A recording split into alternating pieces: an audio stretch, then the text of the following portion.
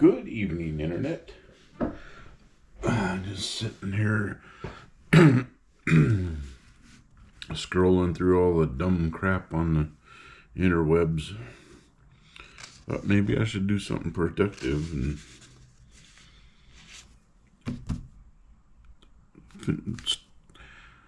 go ahead and read another couple chapters at least. Do something. These nights where Mrs. Grandpa goes to work, it's a good night to do it.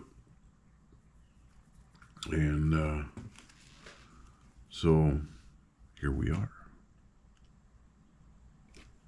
Let's just do it.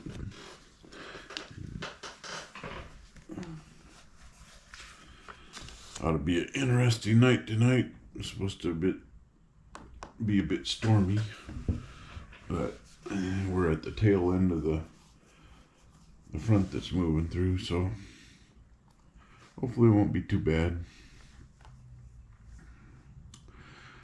Chapter 17. How they came to Bunbury. Wandering through the woods, without knowing where you are going or what adventure you are about to meet next, is not as pleasant as one might think. Au contraire. Yes, it is. Getting on a motorcycle and just go. No plans, no GPS, no. Just go. Get in your car. Fill up your tank. Just go. See where it takes you. Anyway, that's not part of the book. The woods are always beautiful and impressive. Yes, they are. And if you are not worried or hungry, you may enjoy them immensely. Yes, hunger is not good. But Dorothy was worried and hungry that morning, so she paid little attention to the beauties of the forest and hurried along as fast as she could go. Yes, hunger is a thing. You get so hungry you become angry at stupid stuff. Hangry. Anyway, she tried to keep in one direction and not circle around, but she was not at all sure that the direction she had chosen would lead her to the camp. By and by, to her great joy, she came upon a path. It ran to the right and to the left, being lost in the trees in both directions, and just before her, upon a big oak, were fastened two signs, with arms pointing both ways. One sign read, "Take the other road to Bunbury." And the second sign read, "Take the other road to Bunnyberry." See, Bunbury and Bunnyberry. Oh. "Well," exclaimed Billina, eyeing the signs, "this looks as if we were getting back to civilization again." "I'm not sure about civilization, dear," replied the little girl, "but it looks as if we might get somewhere, and that's a big relief, anyhow." "Which path shall we take?" inquired the yellow hen. Dorothy stared at the signs thoughtfully. "Bunbury sounds like something to eat. Let's go there." "It's all the same to me," replied Billina. She had picked up enough bugs and insects from the moss as she went along to satisfy her own hunger. But the hen knew Dorothy could not eat bugs, nor could Toto. The path to Bunbury seemed little traveled, but it was distinct enough and ran through the trees in a zigzag course until it finally led them to an open space filled with queerest houses Dorothy had ever seen. Oh my goodness. She has seen some queer houses too. Geez, how could they be the queerest? They were all made of crackers laid out in tiny squares, and were of many pretty and ornamental shapes, having balconies and porches with posts of breadsticks and roof shingles with wafer crackers. She was right. Bunbury was food. There were walks of bread crust leading from house to house and forming streets, and the place seemed to have many inhabitants. When Dorothy, followed by Billina and Toto, entered the place, they found people walking the streets or assembled in groups talking together or sitting upon the porches and balconies. And what funny people they were! Men, women, and children. Not breathy, stress dog. Kuda has that one covered. Men, women, and children were all made of buns and bread. Some were thin and others fat. Some were white, some light brown, and some very dark of complexion. A few of the buns, which seemed to form the more important class of the people, were neatly frosted. Some had raisins for eyes and currant buttons on their clothes. Others had eyes of cloves and legs of stick cinnamon, and many wore hats and bonnets frosted pink and green. There was something of a commotion in Bunbury when the strangers suddenly appeared among them. Women caught up their children and hurried into their houses, shutting the cracker doors carefully behind them. Some men ran so hastily that they tumbled over one another, while others, more brave, assembled in a group and faced the intruders defiantly. Dorothy at once realized that she must act with caution in order not to frighten these shy people, who were evidently unused to the presence of strangers. I would think especially strangers that could eat them. There was a delightful, fragrant odor of fresh bread in the town. Oh, that is a wonderful scent. And this made the little girl more hungry than ever, I bet. She told Toto and Billina to stay back while she slowly advanced toward the group that stood silently awaiting her. "You must excuse me for coming unexpected," she said softly, "but I really didn't know I was coming here until I arrived. I was lost in the woods, and I'm as hungry as anything." "Hungry?" they murmured in a horrified chorus. "Yes, I haven't had anything to eat since last night's supper," she explained. "Are there any eatables in Bunbury?" They looked at one another undecidedly, and then one portly bun man, who seemed a person of consequence, stepped forward and said, "Little girl, to be frank with you, we are all eatables. Everything in Bunbury is eatable to ravenous human creatures like you. But it is to escape being eaten and destroyed that we have secluded ourselves in this out-of-the-way place, and there is neither right nor justice in your coming here to feed upon us." Dorothy looked at him longingly. "You're bread, aren't you?" she asked. "Yes, bread and butter. The butter is inside me, so it won't melt and run. I do the running myself." At this joke, all the others burst into a chorus of laughter, and Dorothy thought they couldn't be much afraid if they could laugh like that. "Couldn't I eat something besides people?" she asked. "Couldn't I eat just one house or sidewalk or something? I wouldn't mind much what it was. "This is not a public bakery, child," replied the man sternly. "It's private property." "I know, Mr. My name is C. Bunn, Esquire," said the man. "C stands for cinnamon, and this place is called after my family, which is the most aristocratic in the town." "Oh, I didn't know about that," objected another of the queer people. The Grahams and the Browns and the Whites are all excellent families, and there are none better of their kind. I'm a Boston Brown myself. Oh, something's going on out there in the neighborhood. Goodness. That's a lot of yelling and screaming. Oh, brother.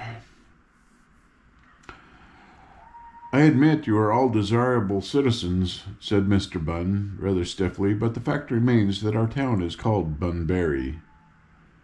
Excuse me, interrupted Dorothy, but I'm getting hungrier every minute.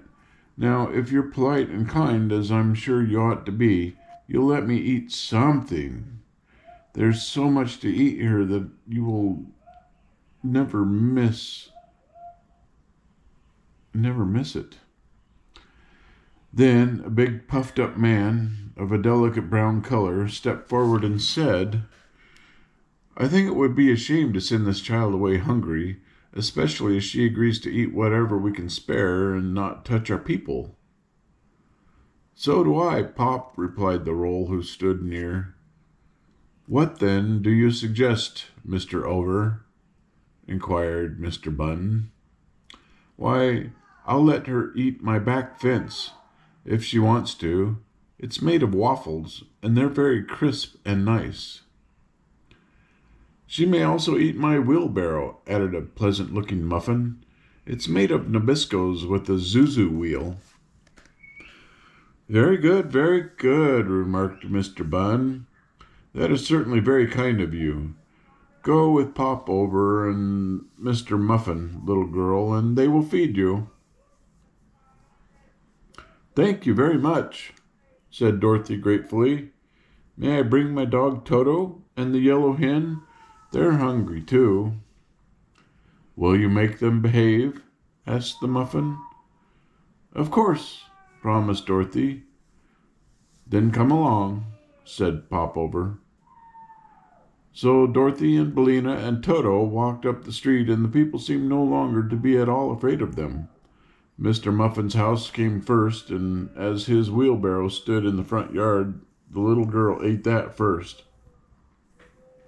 It didn't seem very fresh, but she was so hungry that she was not particular. Toto ate some too, while Billina picked up the crumbs.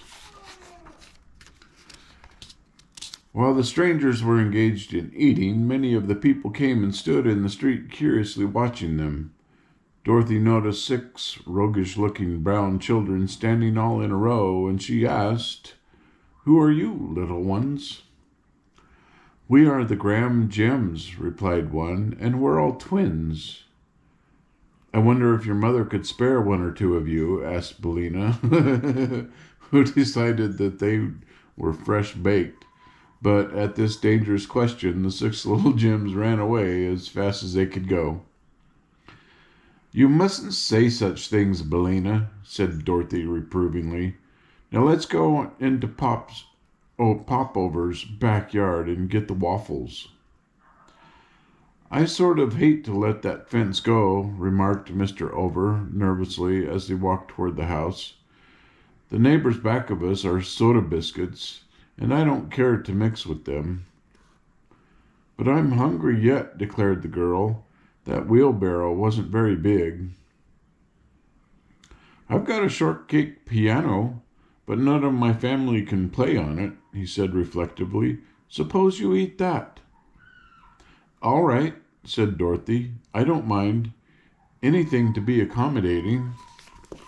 So Mr. Over led her into the house, where she ate the piano, which was of an excellent flavor. Is there anything to drink here? She asked. Yes, I've a milk pump and a water pump. Which will you have? I guess I'll try 'em both, said Dorothy. So Mr. Over called to his wife, who brought into the yard a pail made of some kind of baked dough, and Dorothy pumped the pail full of cool, sweet milk and drank it eagerly. The wife of Popover was several shades darker than her husband. Aren't you overdone? The little girl asked her. No, indeed, answered the woman. I'm neither overdone nor done over. I'm just Mrs. Over, and I'm the president of the Bunbury Breakfast Band. Dorothy thanked them for their hospitality and went away. At the gate, Mr. Cinnamon Bun met her and said he would show her around the town. We have some very interesting inhabitants, he remarked, walking stiffly beside her on his stick cinnamon legs, and all of us who are in good health are well bred. If you are no longer hungry, we will call upon a few of the most important citizens. Toto and Billina followed behind them, behaving very well, and a little way down the street they came to a handsome residence where Aunt Sally Lone lived. The old lady was glad to meet the little girl and gave her a slice of white bread and butter which had been used as a doormat. It was almost fresh and tasted better than anything Dorothy had eaten in the town. "Where do you get the butter?" she inquired. "We dig it out of the ground, which, as you may have observed, was all flour and meal," replied Mr. Bun. "There is a butter mine."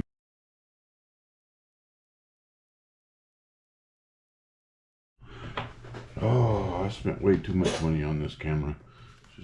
Should just use a cell phone. Oh, battery died.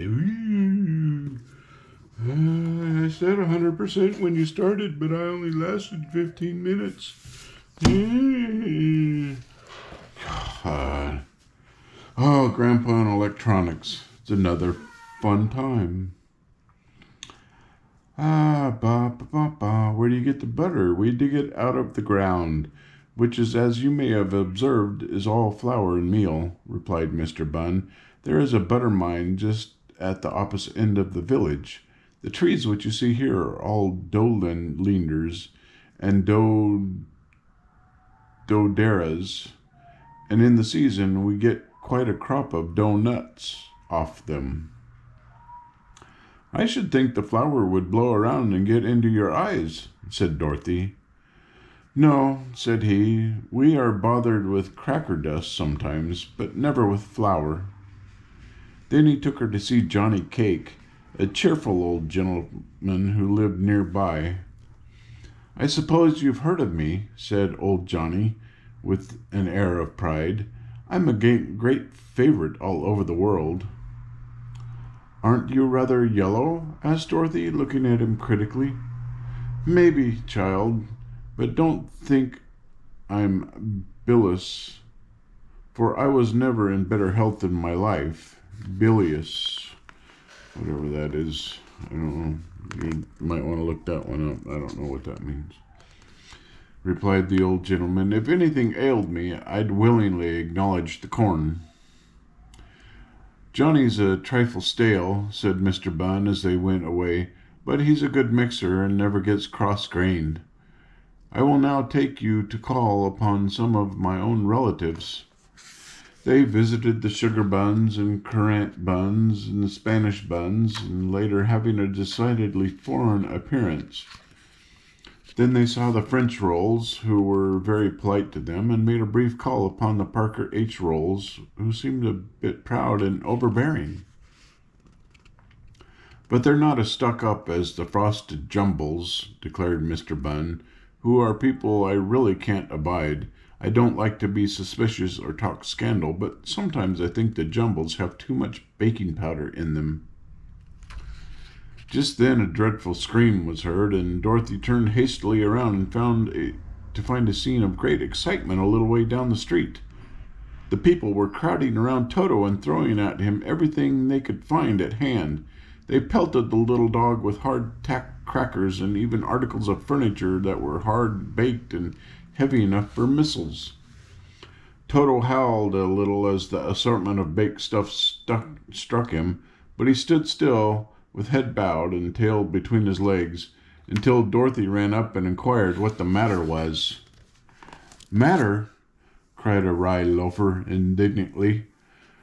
Why, the horrid beast has eaten 3 of our dear crumpets, and is now devouring a salt-rising biscuit. "Oh, Toto, how could you?" exclaimed Dorothy, much distressed. Toto's mouth was full of salt-rising victim, so he only whined and wagged his tail, but Billina had flown to the top of a cracker house to be in a safe place, called out, "Don't blame him, Dorothy. The crumpets dared him to do it." "Yes, and you pecked eyes out of a raisin bun, one of our best citizens," shouted a bread pudding, shaking its fist at the yellow hen. "What's that? What's that?" wailed Mr. Cinnamon Bun, and who had now joined them. "Oh, what a misfortune! What a terrible misfortune!" "See here," said Dorothy, determined to defend her pets. "I think we've treated you all pretty well, seeing you're eatables and regular food for us. I've been kind to you and eaten your old wheelbarrows and pianos and rubbish, and not said a word. But Toto and Billina can't be expected to go hungry when the town's full of good things they like to eat, 'cause you can't understand your stingy ways as I do." "You must leave here at once," said Mr. Bun sternly. "Suppose we won't go?" asked Dorothy, who was now much provoked. "Then," said he, "we will put you into the great ovens where we are made, and bake you." Dorothy gazed around and saw threatening looks upon the faces of all.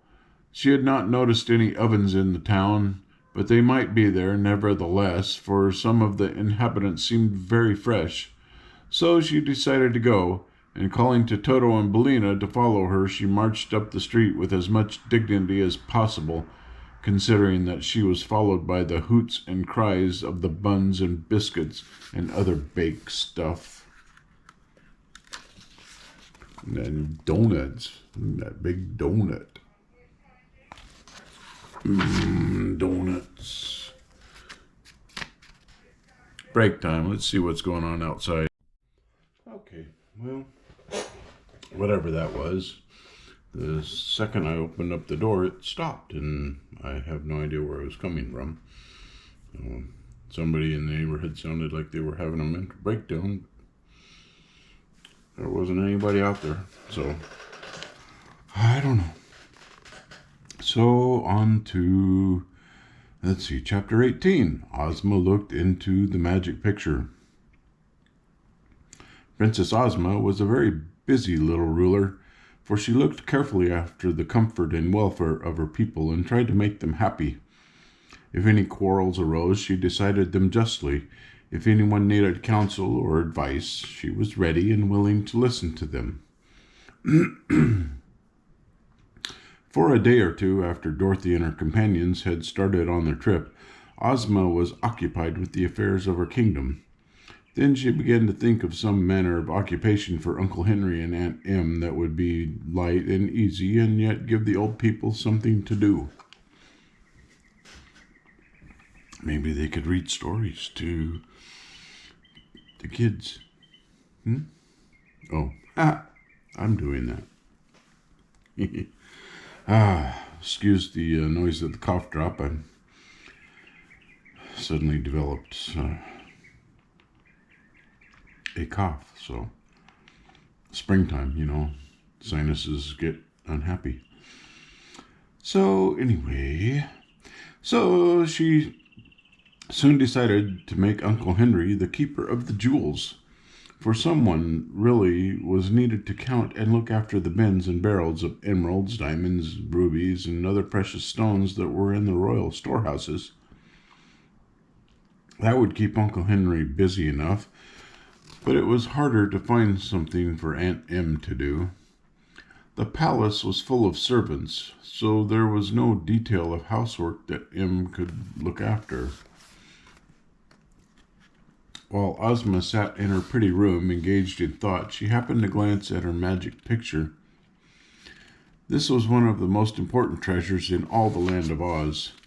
It was a large picture, set in a beautiful gold frame, and it hung in a prominent place upon a wall of Ozma's private room. Usually this picture seemed merely a country scene, But whenever Ozma looked at it and wished to know what any of her friends or acquaintances were doing, the magic of this wonderful picture was straightway disclosed. For the country scene would gradually fade away, and in its place would appear the likeness of the person or persons Ozma might wish to see, surrounded by the actual scenes in which they were then placed. In this way, the princess could view any part of the world she wished and watch the actions of anyone in whom she was interested. Ozma had often seen Dorothy in her Kansas home by this means, and now, having a little leisure, she expressed a desire to see her little friend again. It was while the travelers were at their fuddlecumjig, and Ozma laughed merrily as she watched in the picture her friends trying to match the pieces of grandmother knit.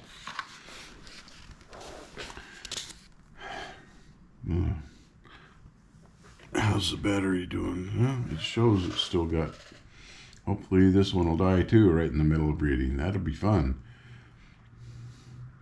They seem happy and are doubtless having a good time, the girl ruler said to herself, and then she began to think of the many adventures she herself had encountered with Dorothy. The images of her friends now faded from the magic picture, and the only landscape slowly reappeared, the old landscape.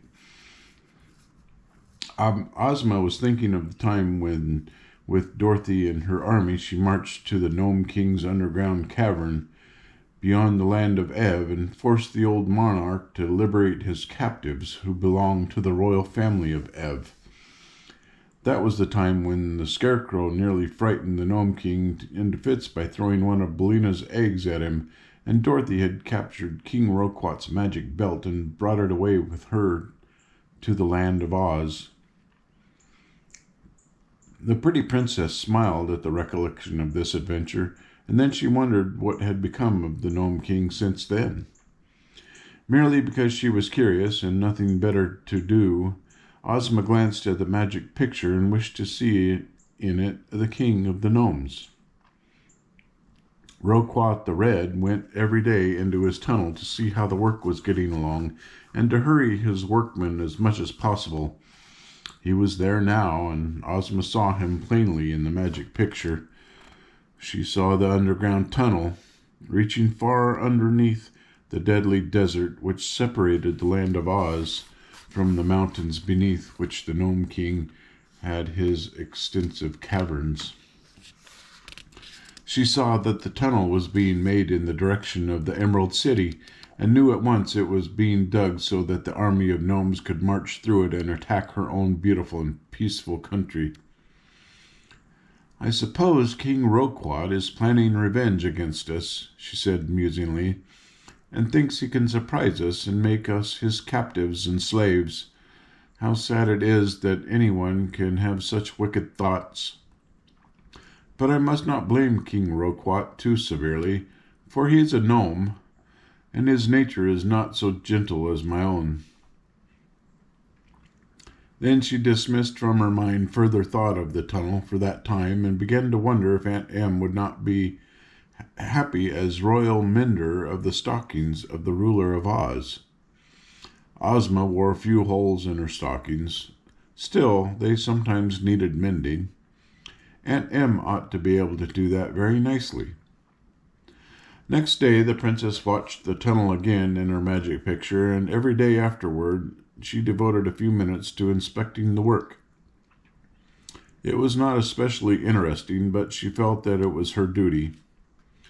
Slowly but surely, the big arched hole crept through the rocks underneath the deadly desert, and day by day it drew nearer and nearer to the Emerald City. Ah! Well, and there you go, chapter 19, boom. How Bunnyberry welcomed the strangers. Well, Bunbury was not too happy with them. I hope Bunnyberry is better to them. Goodness. Hey, you're still there. The battery didn't die. How about that? And things have calmed down outside. The sun has gone down and all the lights with solar, the little solar lights are all becoming lit, and getting close to time to retire for the day. Retire. Interesting word. Does that mean I was tired yesterday and I'm retired today?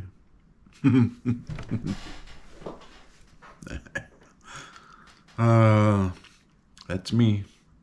I'm a dork, but I'm a grandpa, and it's fun. So, dang mosquito season too. I hate those critters. Well, anyway, I hope you enjoyed this and all the melee and the adventures that Dorothy and Ozma are having. And I hope that you will have sweet dreams.